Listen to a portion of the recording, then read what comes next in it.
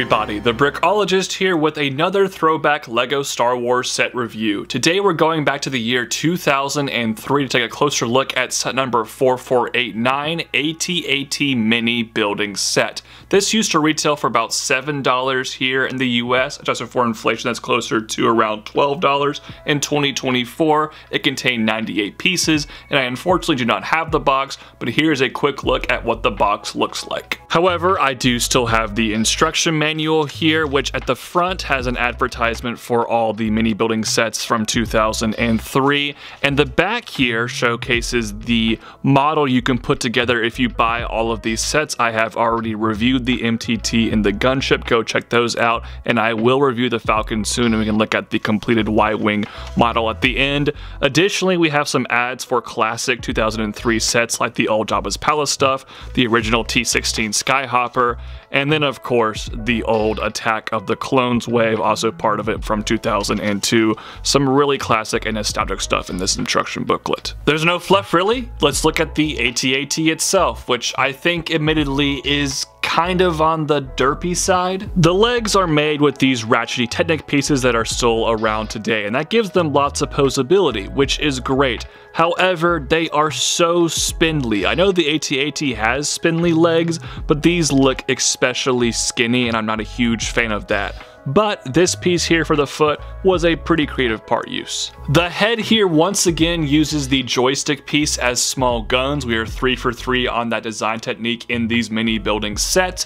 However, I think the use of this part right here, which was relatively new at the time, not a great choice. It's way too curvy, and I think the AT-AT's head should be more angular. Now the head has some movement, which I appreciate, but it's not the movement I would like to see. Basically, you can move it up and down, which is good, and then you can rotate it like so, but there's no side-to-side motion, and I feel like that's the most iconic movement the AT-AT's heads have in the film. The main body of the beast here is quite blocky, but I think it has kind of an early 2000s LEGO charm to it, and the shaping is not half bad. The top, I think, could have been smoothed off with some tiles, but other than that, I don't mind the techniques. It also doesn't look half bad from the back, which is a nice touch as well, and you can kind of see the side profile of the body here. The shaping is fairly decent. Before we wrap things up here, we have to, of course, look at the piece of the Y-Wing included with this set, and this is by far the most recognizable one because it's the head of the vehicle itself with the cockpit and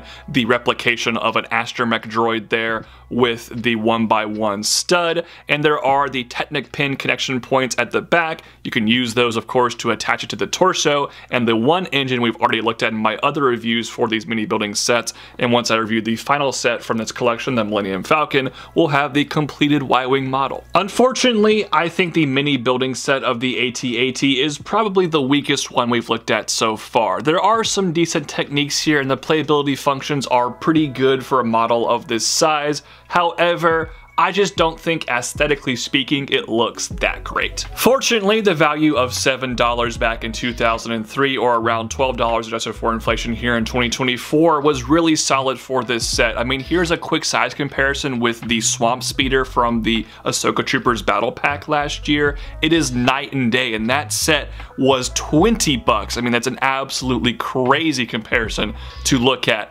Additionally, the aftermarket price used is around $12, so I'd recommend going that route because sealed it's more like $30 to $35, and I think that's way too much to pay for this particular set. However, that's not enough to save me from giving this set a slightly negative leaning review. That's why it's gonna get here a 5.5 out of 10 from me. Those are just my thoughts though. I'd love to hear yours in the comment section down below. Thank you all so much for watching today's review. Have a great rest of your day. Peace out, God bless, bye-bye.